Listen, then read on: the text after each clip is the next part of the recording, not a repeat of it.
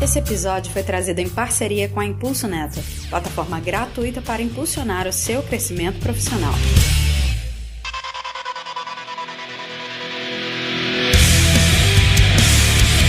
Olá mundo, estamos aqui novamente para bater um papo a respeito deste maravilhoso Kotlin, sem querer puxar o saco do mesmo, mas vocês já viram no nosso episódio anterior como ele é legal, e aí a gente vai trazer um aprofundamento um pouco maior agora, porque ficaram bastante questões a responder ainda no anterior, 20 minutos é pouco tempo. Então vamos puxar essas perguntas e essas respostas para vocês aí, mas obviamente eu não estou sozinho. Estamos aqui ao meu lado, virtualmente, óbvio, Iana Gonzaga, para nos agraciar com a sua voz de gestão. Olá, mundo! Kotlin, por que tão lindo e pouco valorizado? Olha só, poético. E estamos aqui com o Luiz na sua sala de eco, falando conosco diretamente do seu novo endereço, aquela voz que vocês estão acostumados agora com um efeito especial no fundo. Opa, descobri agora que você falou que tem eco, hein? Se você não me avisasse, eu não saberia. Eu acho que eu instalei o Kotlin aqui, pessoal, vocês podem confirmar. npm install kotlin.js, isso? Felizmente não. E esse que você ouve ao fundo aí também é o nosso convidado que vem aí para nos ajudar a complementar essa visão a respeito de Kotlin e trazer um pouco da sua experiência, seja de comunidade ou seja de mercado. Alex Rios. Fala pessoal, vamos continuar batendo esse papo de Kotlin dessa vez pra você se convencer de vez. Não volta pro Java não.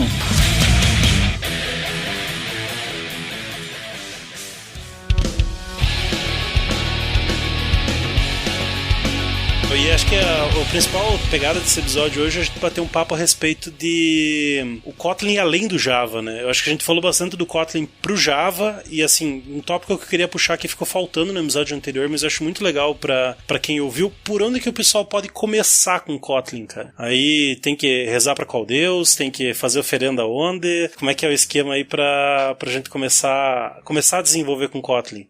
Acho que a primeira coisa, se você não conhece a linguagem, é no site, que é kotlinlang.org. E aí lá, quando você bater o olho, você vai ver um site bem bonito, isso já é bom. Só que vai ter um botãozinho assim, ó, Try Online. E aí ele vai te dar uma IDE na sua frente pra você começar a codar, fazer seu primeiro Hello World sem instalar nada, sem usar NPM. Não, legal. E aí, acho que abre até precedente pra gente levantar uma questão aí, se o Kotlin é da JVM, como é que ele tá rodando no navegador, né? Então dá pra gente puxar o tópico do multiplataforma aí, né? O Kotlin ele não é só JVM. A gente conhece o Kotlin pelo Android, mas a gente sabe que dá pra rodar ele no back-end, que a gente comentou no episódio anterior, mas o que mais que dá pra fazer com ele? Além da JVM que vai rodar ou no celular ou no seu servidor gigantesco mainframe da sua empresa, você também consegue transpilar, essa palavra bonita, o Kotlin para JavaScript. Então você pode ter as garantias de tipo, que você tem, por exemplo, no TypeScript, e você vai usar o Kotlin e gerar o seu código JavaScript. E eu acho que mais ousado ainda é você fazer Kotlin que compila para código nativo. E quando eu digo nativo você não vai precisar de JVM, você vai rodar em qualquer lugar, até no seu relógio aí, no seu smartwatch. Legal. E pra quem ouviu nosso episódio anterior a respeito de Quarkus, deve estar pensando, putz, mas não é isso que a GraalVM faz? E aí eu já trago uma diferenciação pro pessoal aí, que quando a gente fala de Kotlin nativo, a gente tá falando do Kotlin entrando no cenário onde você deveria utilizar C, por exemplo. Então, é diferente de você só gerar uma compilação com a GraalVM que vai embutir uma VM lá embaixo e vai continuar tendo aquelas garantias que a JVM tem. No Kotlin nativo, você literalmente está lidando com uma linguagem que compila para binário direto. Então não tem JVM em nenhum ponto ali, né? Ele é inclusive mais leve e mais rápido, mas é claro, é mais dor de cabeça desenvolver para nativo do que necessariamente trabalhar ali com a GraalVM, né? E a nível de multiplataforma, acho que um ponto interessante da gente puxar aí pro pessoal é o compartilhamento de código, né, cara? Que quando a gente olha para multiplataforma aí é um precedente legal que abre, né? Sim, exatamente. Pensando que você tem um time inteiro que vai criar um novo aplicativo, e é um aplicativo móvel, o seu domínio, suas regras de negócio, elas podem estar na mesma base de código onde o pessoal que usa mobile vai usar, o pessoal do front-end vai usar e o pessoal do back-end. Então, esse tipo de reaproveitamento faz a gente escrever bem menos código repetitivo, né? O que eu acho uma grande vantagem. E se todo mundo acaba conhecendo o Kotlin em multiplataforma, você pode ter desenvolvedores que são front, que vão ajudar o back ajudando o front, o mobile ajudando o back, porque é uma linguagem onde todo mundo conhece, né? Legal, acho que isso daí entra até naquela que o pessoal do JavaScript levanta tanto, crescimento, né, que é a OmniStack, você compartilhar código e conhecimento e know-how da equipe entre back-end, front e mobile, e o Kotlin traz isso para o mundo da JVM compilado,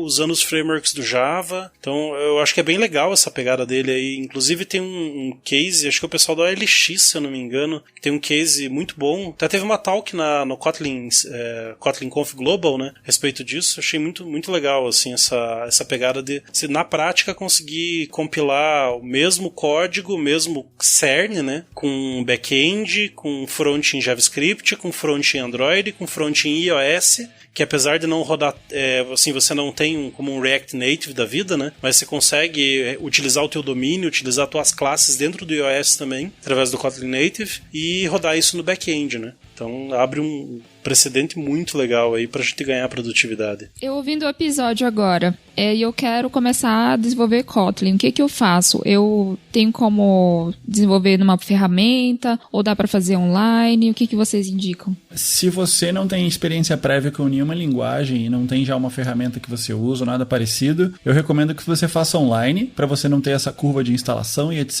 e já saia programando. Se você já vem de outra linguagem, TypeScript, Python, Ruby, JavaScript mesmo, ou até o Java, você não vai sentir dificuldade nenhuma, porque ele se parece com todas elas um pouco, e eu diria que a melhor parte delas. Então, é basicamente baixar a IDE de Kotlin, eu entendo que a melhor é o IntelliJ, mesma versão comunitária, ou a free, né? Baixa, New Project Kotlin e sai escrevendo. É tão simples quanto isso. Legal. E acho que dá pra gente trazer pro pessoal também, quem quiser aí já começar a aprender a respeito da linguagem, tem o próprio site oficial, como o Alex falou no início ali, que é muito bom para uma documentação de referência, e tem o Kotlin Koans, que é no playkotlinlang.org, vai estar o link aqui na descrição também, que é basicamente um tutorial interativo que você consegue ir pegando funcionalidades da linguagem dentro do próprio browser, você já vai programando e vai rodando teus códigos e já vai vendo o resultado ali no curto prazo, né? Então é muito bom para você começar a aprender e entender a linguagem. Então, Alex, você falar um pouco pro pessoal aí também, digamos assim, o Kotlin ele veio com tudo, né? Veio com muito recurso, muita coisa que o Java não tinha e que o pessoal queria. Então ele trouxe esse sentimento de, eu quero X, Y e Z na linguagem Java e concretizou. Mas e daqui pra frente? Como é que tá a evolução da linguagem? Parou no tempo? É aquilo e ponto? Ou tá sempre trazendo coisa nova? Trazer coisa nova, por um lado é bom, por um lado é ruim. A gente falou um pouco de retrocompatibilidade no episódio anterior. Se puder dar uma ilustrada pro pessoal aí, como é que é esse mundo aí de presente e futuro da linguagem, né? O Kotlin ele tem um roadmap de coisas que vão entrar, mas como a gente falou no outro episódio, ele experimenta bastante antes de bater o martelo e falar, essa feature existe. E uma coisa que me deixa muito feliz, na verdade, com Kotlin é que é uma linguagem que ela é humilde de pegar coisas das outras se for uma coisa boa. Então tem muita feature que no Kotlin a gente ama, que veio do C#, por exemplo, pelo menos das versões mais novas, né? Não daquela época de arrastar caixinha.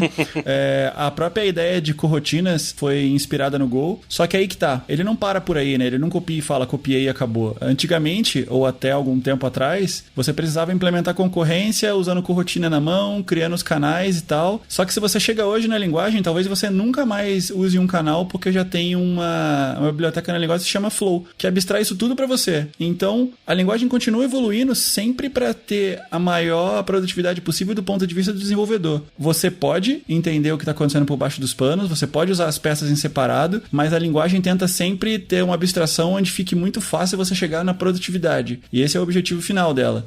Existe também um cara que se chama Kotlin Enhanced Proposals no GitHub, que como ela é uma linguagem aberta, a gente sempre fala, né? É da JetBrains, é ela que toma conta. Mais ou menos. É que o Kotlin é um projeto aberto. O que a JetBrains faz é dar o direcionamento para não desgringolar. Então, qualquer um que está aqui ouvindo pode chegar lá e dar um proposal. Eu achava que Kotlin tinha que ter essa feature específica. Isso vai passar por uma seleção da própria comunidade, mais pessoas da JetBrains que tocam o produto, e se tiver que entrar, vai entrar. Que foi o próprio caso do Flow, que foi uma sugestão. Legal. Inclusive, eu ia citar agora, né? O KEEP, né? Kotlin Evolution and Enhancement Replacement Process. Isso. É um repositório no GitHub que você pode subir PR com sugestões, não é nem com a funcionalidade implementada, mas tipo, eu queria que Kotlin funcionasse no meu 386 que tá parado aqui em casa. Então, isso você pode mandar um proposal lá, eu queria que o Kotlin tivesse tal feature de tal linguagem que eu acho legal. Então, acho que é muito bom porque a linguagem ela vai aprendendo num formato de comitê, mas não naquela burocracia que existe no mundo do Java, que é aquele comitê corporativo, que depende de reuniões e aprovação, e então é um formato muito leve. O TC39, né?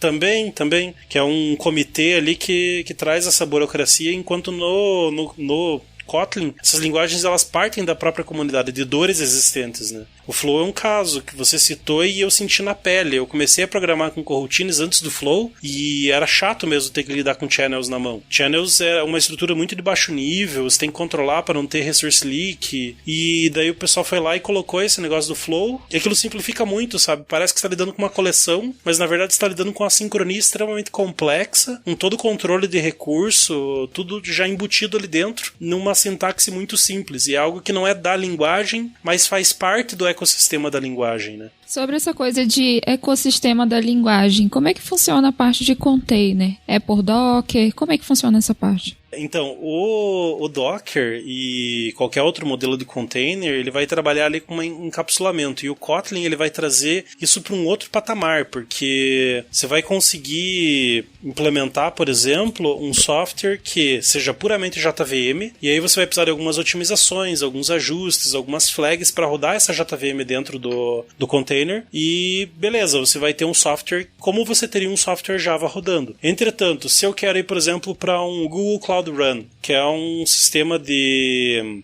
runtime que é tipo Lambda, né? Tipo Lambda da AWS. Então você roda, você chama o método, daí que ele sobe a aplicação para responder. Se você fizer isso no modelo Java, não vai rolar. Mas talvez o Kotlin Native consiga te entregar uma performance muito boa nisso. Então o Kotlin ele abre mais precedentes, mais estruturas, mais plataformas para você poder trabalhar. Lembrando que se você quiser usar até Node com Kotlin, você pode. Porque como ele transpila para JavaScript, então você pode embutir um software que você já tem em Node e começar a interoperar em Kotlin ali e tranquilo, vai rodar. Não é o mais comum do que a gente vê hoje, até porque a compatibilidade com o JavaScript ainda é recente, mas é algo que está disponível. Então é muito legal essa forma como a linguagem começa a abrir precedentes para você começar a fazer coisas que até então não eram possíveis puramente com Java, né? O pessoal aqui está pensando se ela roda em Quarkus ou em Java agora. Ou em Kotlin. Toda semana aí tem uma... A minha recomendação é roda Quarkus com Kotlin. Ô, coisa linda de você ver em produção, hein? E o armazenamento? O armazenamento hoje eu uso Mongo. Mas é legal porque o Kotlin, como ele interopera com praticamente tudo do Java, então você vai usar o driver do Java pro Mongo, você vai utilizar o Hibernate se você quiser, você vai utilizar o JDBC se você quiser fazer na mão. Então o Kotlin, ele basicamente vai te entregar uma forma mais bonita e mais agradável de você fazer algo que você já faria com Java ou com qualquer outra linguagem dessas, né? Bom, perguntar então aí para vocês dois, que já têm uma fluência um pouco maior em Kotlin. Vocês citaram algumas features bacanas, citaram até aí a parte dos proposals, mas o que chama a atenção assim do Kotlin que é diferente das outras linguagens? Quais são os recursos que vocês acham, putz, isso aqui é muito legal, não vi em outra linguagem ou algo tão simples? Sei lá, tem alguma coisa que vocês acham que pode despertar a atenção da galera assim dentro dos recursos? Para mim, a feature que eu mais gosto é o conjunto de programação funcional e corrotinas. Poder usar os dois juntos dá para mim, ou nas aplicações que a equipe faz, uma estabilidade e uma segurança gigantesca, né? Porque tem as vantagens da programação funcional e poder fazer isso onde é extremamente eficiente, falando de concorrência, para mim é o killer feature. E isso tudo com uma IDE que ajuda bastante, né? Então, você escreve de forma prazerosa e você escreve de forma segura e rápida. Então, tipo, é quase o melhor de todos os mundos. Ah, legal. E eu acho que dá pra gente puxar de recurso aí também, que, assim, para quem hoje tá lá calejado no Java, aí a gente tá falando de recursos como você ter delegation, por exemplo. Você vai pegar o design pattern delegation. Tem um operador no Kotlin que faz delegation. Então, se você quiser fazer, em vez de você ir lá ter que injetar o objeto, pegar esse objeto, chamar cada método em cada uma das assinaturas do método para poder, sei lá, colocar um log, no Kotlin você consegue fazer isso usando o operador by. Então, com um simples chamado do operador by, ele vai fazer isso automaticamente para você. Então, é um pattern, uma boa prática, um design pattern que está embutido como um operador dentro da linguagem, né? Então, isso permite, por exemplo, que você delegue chamada de getter setter para um cara que vai entregar isso de forma lazy. Então, você tem lá uma leitura de um arquivo. Você criou o objeto, esse objeto ele acessa um arquivo. Só que quando você vai criar o objeto, você não quer que ele abra o arquivo na hora. Em vez de você ter que ficar lá controlando, se o arquivo já está aberto, não abra, se não, abra. Não, você coloca um by lazy e ele vai...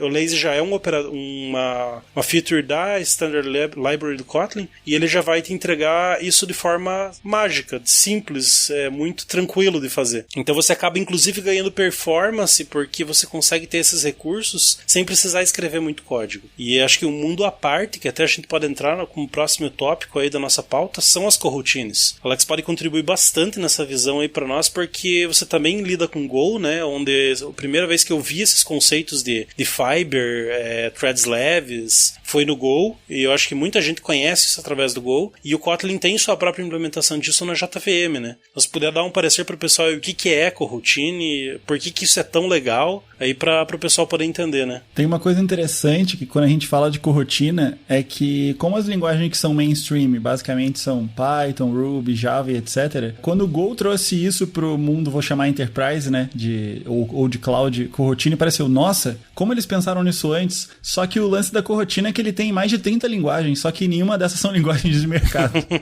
Então, infelizmente, não chega na boca do povo, né? Mas com essa ascensão de Go mesmo, o Kotlin pegou esse conceito de coroutines. Então, o que é coroutines, né? Imagina que o seu programa hoje, vou falar em Java porque é inevitável a comparação, mas em Java, se você precisar abrir uma conexão para atender um request, você vai ter uma thread inteira para fazer aquilo. Então, se você precisar de 1000 conexões simultâneas, que hoje não é nenhum absurdo, pensando em cloud e você pode ter milhões de clientes, é um número baixo. Mas se a gente fala assim, tá, então eu vou abrir 100.000 threads em Java, provavelmente o seu servidor não vai aguentar, ou se ele aguentou, você pegou uma máquina grande o suficiente que ela é mais cara do que tá pagando esses requests. Então tá, mas o que coroutine vai te ajudar com isso? O jeito mais fácil de entender isso é como se ela fizesse o multiplexar, né? Ou seja, dentro do espaço de uma thread, você vai ter uns segmentos menores. Então qual é o lance? Em vez de gastar o recurso de uma thread inteira, a gente vai reaproveitar essa thread para fazer pequenos processos. Então, em vez de gastar, sei lá, 1 GB de RAM para atender 10.000 requests, com 1 GB de RAM você vai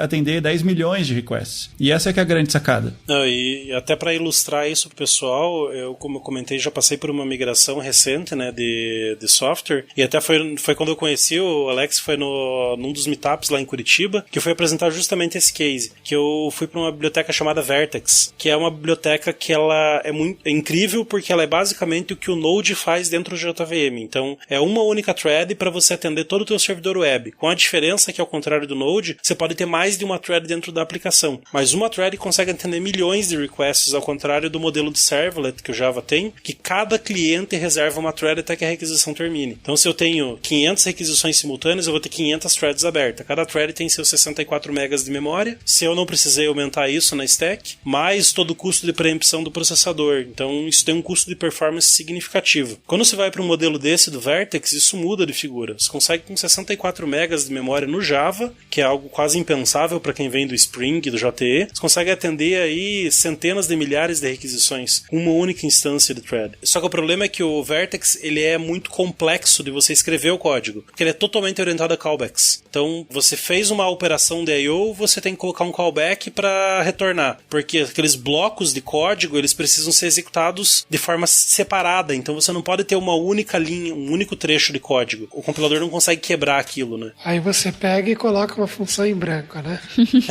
Do callback. Deus tá vendo essas coisas, Deus tá vendo. Aí, isso é o pessoal que mexe com Node, antes de mexer com com Async Await deve lembrar mais ou menos desse sistema que você tinha muito callback para fazer as coisas. E o Vertex era basicamente isso. Então ele era muito bom, mas ele era muito complexo. A experiência de desenvolvimento com ele era péssima. E quando eu integrei o Vertex Coroutines, que é um modelo que traz a sintaxe do Vertex para as coroutines, isso pareceu um código procedural normal. Então, basicamente, o mesmo código que eu tinha rodando em cima de Servlet passou a rodar dentro do Vertex de forma muito tranquila. Isso, ele se assemelha muito ao que a gente tem no JavaScript, que é o Async Await, né? Que o compilador faz essa segregação dos callbacks, e isso dá uma velocidade e uma praticidade muito grande para quem está executando. Uma coisa que é importante falar quando a gente está falando de concorrência é que quando alguém pensa em concorrência, pensa, nossa, vou ter que controlar semáforos, exclusão mútua, etc. Quando a gente está falando de coroutine, você vai escrever um código igual o código síncrono. E quem vai fazer a mágica para você é o runtime do Kotlin. Você vai escrever o código como você sempre escreveu, um embaixo do outro, você não precisa pensar nisso. Você pode pensar nisso e se arriscar mais com alguns conceitos avançados. Mas se você literalmente escrever o código como você sempre escreveu, ele já vai rodar mais rápido só para a coroutine estar habilitada. Caramba, que maneiro. Nossa, deu até vontade de programar agora. Olha só, hein? Levou só 5 temporadas.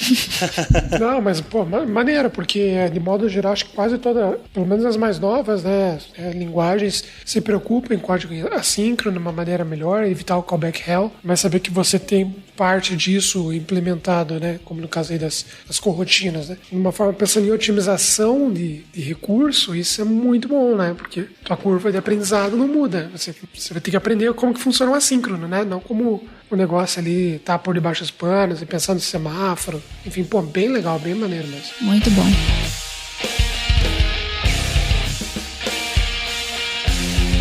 Não, legal. E assim, pra gente já partir pro encerramento, acho que dá só pra gente passar aí por algumas recomendações aí pra quem tá começando com Kotlin agora e quer entender, porque assim, apesar de você poder usar tudo do mundo Java, existe também um mundo Kotlin que você consegue usar quando trabalha com multiplataforma. Então dá pra gente comentar aí de algumas questões que dá pro pessoal usar de libs e frameworks do Kotlin que podem ajudar bastante aí a você tornar teu código mais abstrato de plataforma ainda para você poder trabalhar com ele da melhor forma, né? Então, falando de frameworks especificamente para web, a JetBrains tem um que se chama Ktor. Então, mas qual é a diferença? Por que eu usaria ele? Porque ele é no idioma Kotlin, então se você está escrevendo Kotlin, você vai se sentir em casa, e ele é completamente nativo com coroutines, então você não pensa sobre coroutines, mesmo que você não entenda sobre, ele já vai estar usando. Outras coisas que eu gosto de trazer para o mundo Kotlin, para quem está escrevendo e se manter com um código mais idiomático, é o KTlint, para você já ir pegando as coisas que não fazem muito sentido, porque você está com sotaque de outras linguagens. O Detect, com KT, claro, no final, senão não seria Kotlin, que vai pegar algumas falhas que a gente tinha antigamente, find bugs, essas coisas, sonar. O Detect é mais voltado para o mundo Kotlin. Para fazer login, eu recomendo uma que se chama Kotlin Login, é um nome bem bobo, mas é isso mesmo, é de um GitHub que se chama, acho que, MicroUtils. E acho que o último que eu gostaria que quem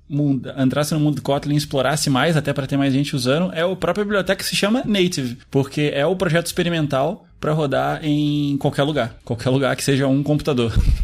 Não, legal. E assim, só complementando, eu acho que essas referências são muito legais, como as principais aí, mas eu vou deixar um link na descrição aqui pro pessoal, que é o kotlin.link. Esse é o endereço e também é o link, vai estar aí, e basicamente ele é um compilado de todas as libs e bibliotecas e frameworks e o que mais você quiser a respeito de Kotlin, desde documentação, biblioteca, tudo. É um compiladão ali feito, mantido pela própria JetBrains, inclusive. Ele tá sempre sendo atualizado, tudo, e é bem legal, assim, se você quer procurar alguma coisa, por exemplo, framework para injeção de dependência, para acesso a banco de dados, algum drivers, consegue ir lá e dar uma procurada, você acha coisas, inclusive, mais específicas para Kotlin, né?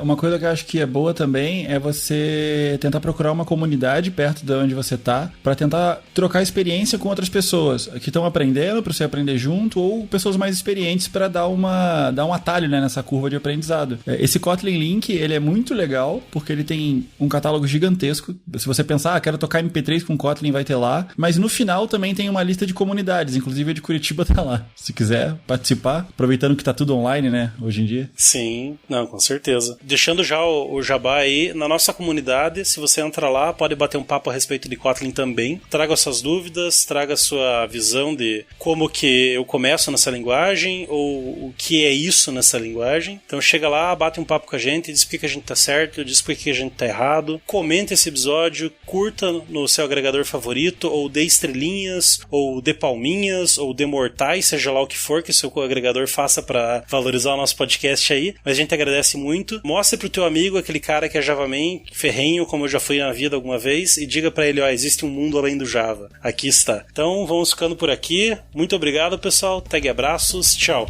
Tag abraços. Tchau. Falou, tchau.